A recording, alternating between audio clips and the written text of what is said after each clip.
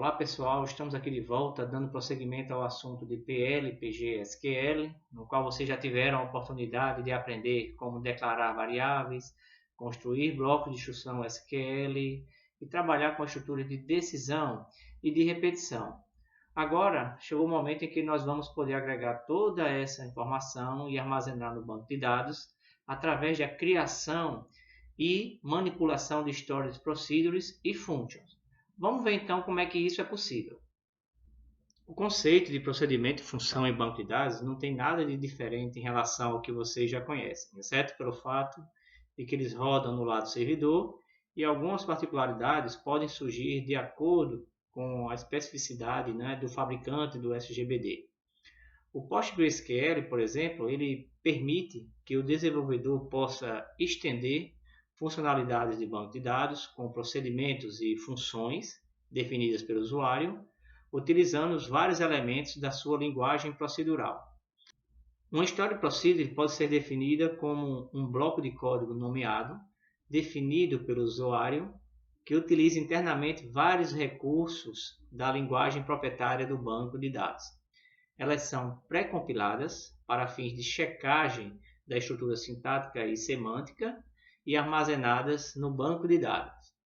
Sua estrutura ela é composta por uma instrução de criação da Storage Procedure e uma região onde vai acontecer todo o fluxo lógico a que se pretende, incluindo uma área para a declaração de variáveis, outra para a definição de comandos SQL e outra para tratamento de erros, que é opcional. Bom, uma vez criadas, as Storage Procedures elas podem ser invocadas por qualquer aplicação que dispõe de recursos para interação com o banco de dados.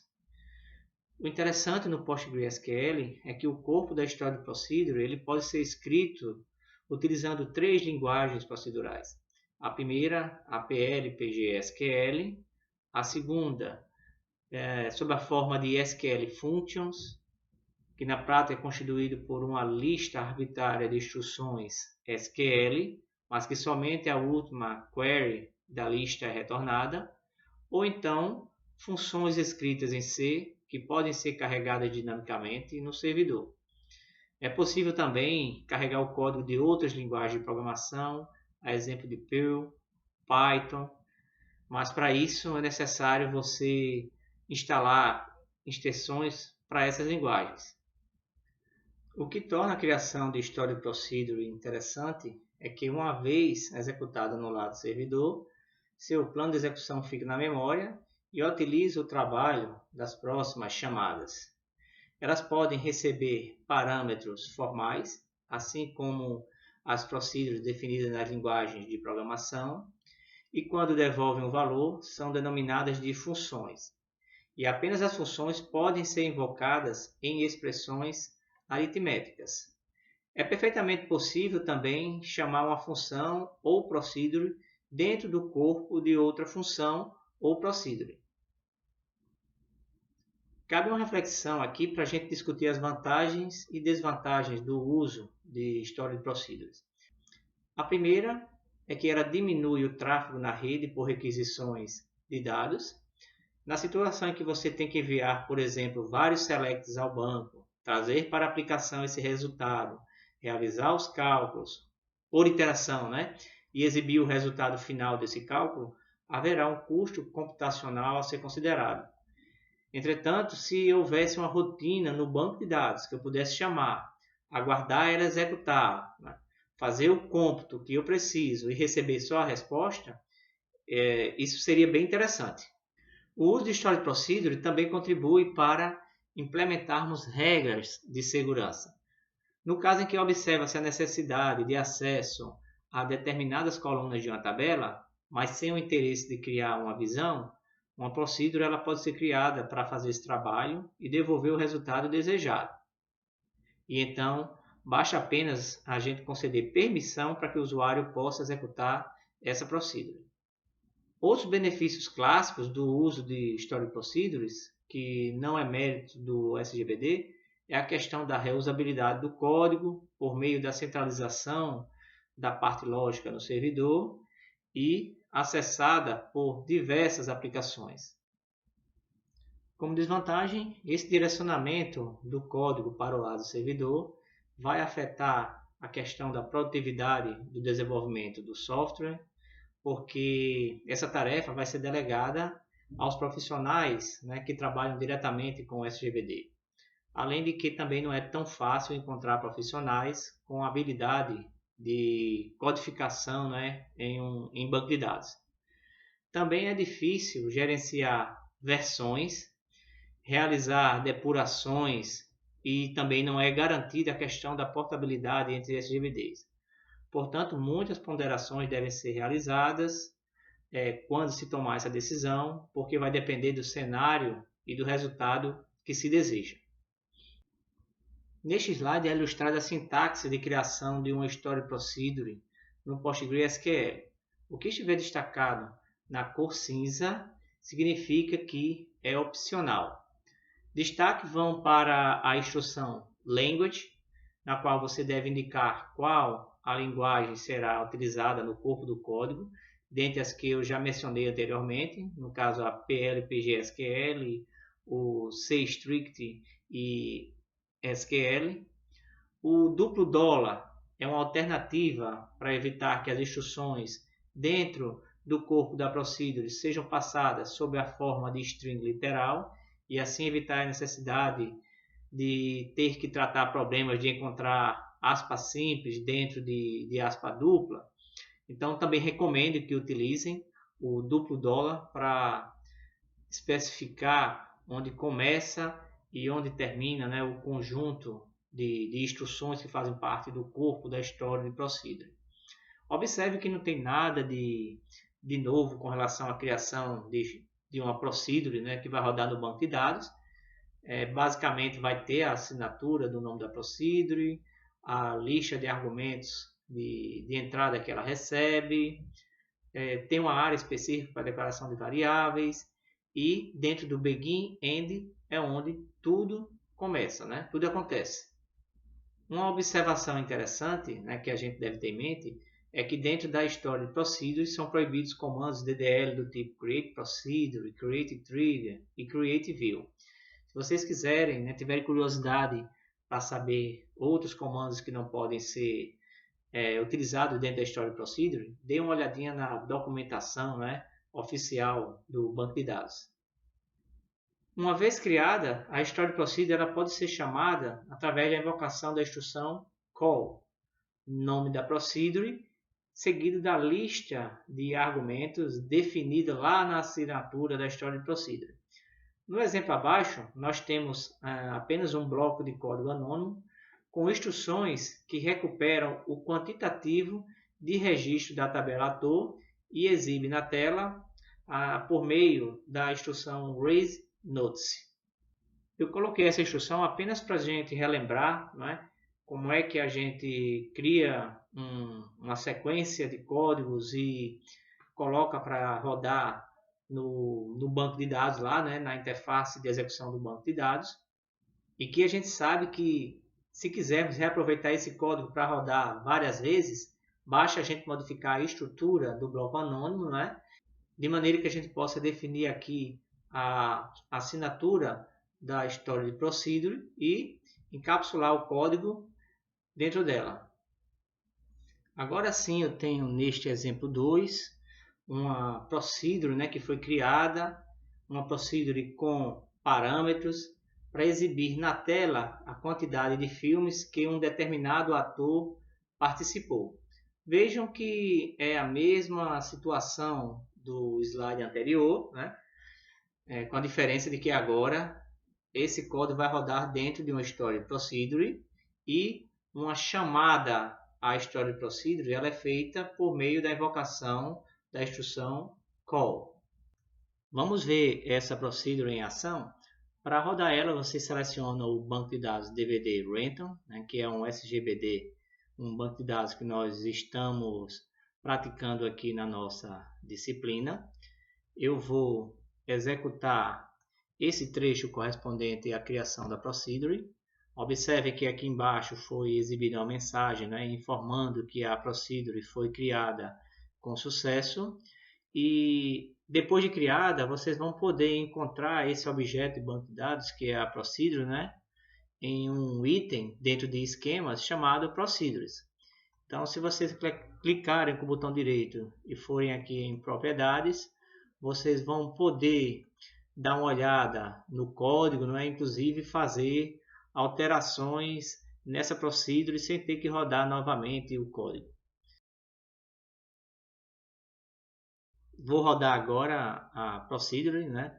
Invocando a instrução call, pressiono F5 e aqui embaixo eu posso ver, ó, Ed Chase fez 22 filmes.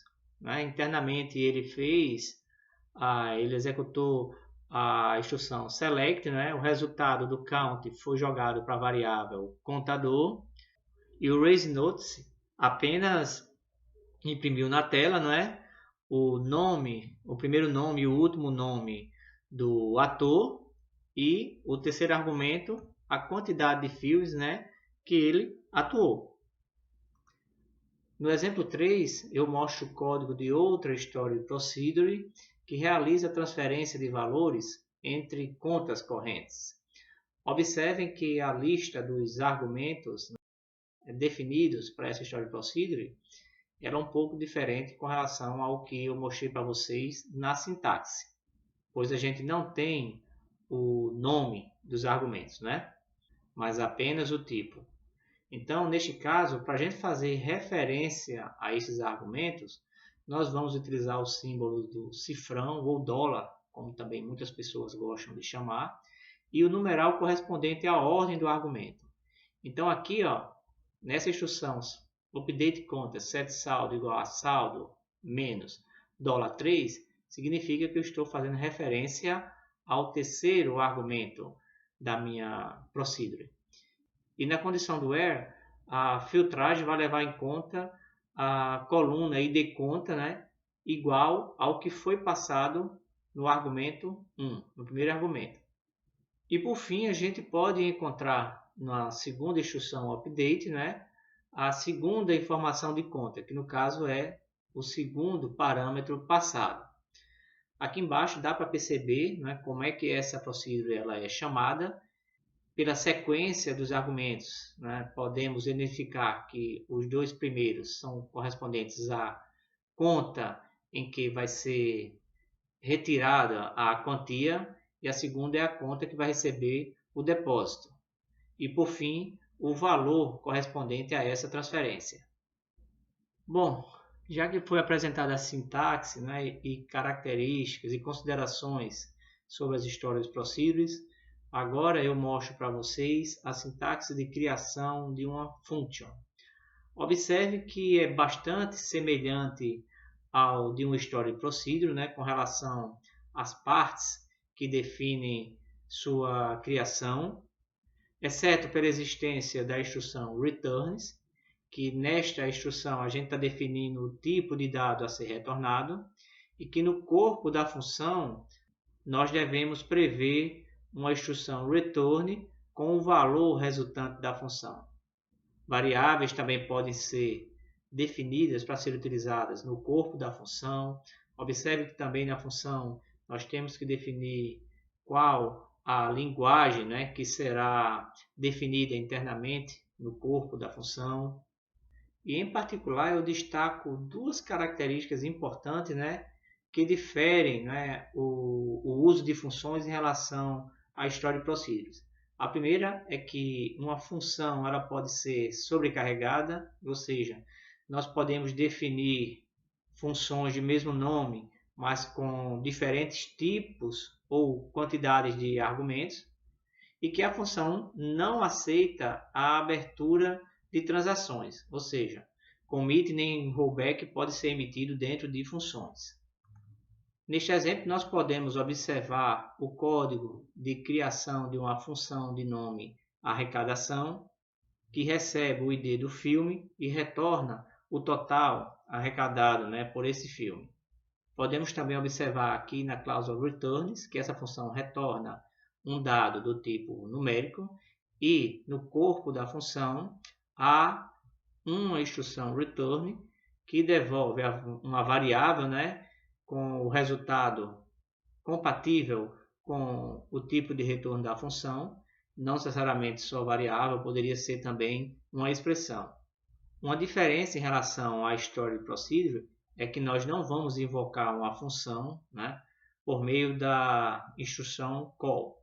Nós vamos invocar uma função por meio de um select, né, com o nome da função, passando os argumentos, né, que ela espera. Não necessariamente eu tenho sempre que, para usar uma função, né, associar um select, a função pode aparecer dentro de uma procedure envolvida por uma expressão aritmética, então isso também pode ser realizado. Observando, claro, né, a questão da compatibilidade do retorno da função em relação ao local onde ela está sendo chamada. Eu copiei o código da função arrecadação, né, lá no slide e trouxe aqui para o pgadmin. Essa função, vocês podem rodar ela também utilizando o banco de dados DVD Rental. Eu vou executar apenas a parte referente à criação da função. Pressiono F5. A mensagem já me diz que a função foi criada com sucesso.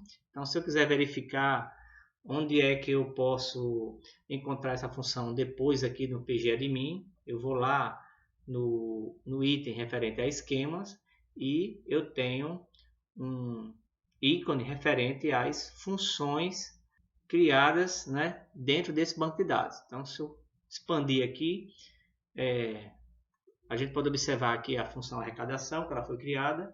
Há outras funções, mas são decorrentes dos meus testes, né? A que interessa para a gente agora é essa. E agora eu vou fazer o seguinte. Vou chamar a função fazendo um select arrecadação com o código do filme 1. Então, ao executar, nós podemos observar que o resultado foi 33,79. Há um tipo de função especial chamada Table Function que produz como retorno uma série de linhas com múltiplas colunas tipadas. Na prática, essa Table Function ela funciona como se o resultado da função fosse uma tabela. Então, se a gente imaginar uma tabela sendo retornada por uma função, nós vamos aguardar, né, que a função retorne uma representação de dados, né, composta por linhas e colunas. De acordo com a sintaxe desse tipo de função, o que nós podemos observar de diferencial é essa instrução aqui, return stable, que vocês podem perceber que entre abre e fecha parênteses, eu vou definir a sequência de colunas, né, com seu respectivo tipo, e essa lista de colunas ela é separada por vírgula, e a instrução return query, que vai produzir a lista de campos e tipo, né, a partir de um select compatível com o que foi definido em returns table. Em relação à sua chamada, as table functions elas são introduzidas em uma instrução select como alvo de uma cláusula from. Aqui eu tenho um código de criação de uma função, né? O que faz ela ser uma table function é justamente a existência dessa cláusula aqui, returns table, né? E que essa função ela recebe como argumento uma string representando um padrão de caracteres, né, compatível com a cláusula like, que nós já temos conhecimento e já sabemos utilizar. E ela vai retornar como resultado todos os títulos de filmes e ano de lançamento que casam com o padrão que eu defini como argumento. Claro que está um pouco amarrado aqui essa função, né? Eu tenho que passar um padrão compatível com o like, caso contrário eu vou ter problemas na execução do meu select, mas considerando que o usuário vai passar esse padrão corretamente, né, e que a função ela vai ser criada sem maiores problemas, nós vamos poder perceber como é que uma function table ela é utilizada na prática. Então vejo aqui a instrução select, não é? Eu estou fazendo select asterisco from, e aí eu faço uma chamada a getFilm, que é a minha function table, passando o padrão, né, que eu desejo que seja aplicado internamente, e essa table function vai me retornar um conjunto de registros, né, e seus registros com seus respectivos campos, como resultado para essa instrução select. O entendimento de table function, ela merece que a gente rode o código, né, para ver como é que ela funciona na prática. Eu estou utilizando aqui o mesmo banco de dados, que é o DVD Rental. Vou selecionar aqui o trecho de código correspondente à criação da função, executo, a mensagem me diz que a função foi criada com sucesso. Eu vou lá em funções, né, no item esquema do banco de dados DVD Rental, vou procurar pela função, está aqui, ó, getFilm, ela foi criada, e agora o que a gente tem que fazer é rodar. Observem que o getFilm, como eu falei, ela está no lado from, né? E ela vai retornar uma tabela que na verdade é resultado do select interno da função. O padrão foi definido, né? Um padrão compatível com o like. E agora eu vou selecionar essa linha e vou executar. Então, deixa eu expandir mais aqui. A gente está vendo que a chamada dessa função ela me trouxe esse conjunto de registros, né? Observem que todos começam com AL, independente do que venha depois, né? Então, Alabama, Aladdin, Alamo, Alaska, Ali Forever e assim por diante. E é isso aí, pessoal. Tudo que vocês precisam saber para começar a trabalhar rapidamente com funções e procedimentos no PostgreSQL foi abordado nesta videoaula. Mas se vocês quiserem evoluir no assunto, né, eu recomendo que dêem uma olhada na documentação do PostgreSQL, que vocês vão encontrar, né, mais recursos, mais coisas que vocês vão poder fazer com funções e procedimentos. Então a gente se encontra na próxima videoaula. Até mais!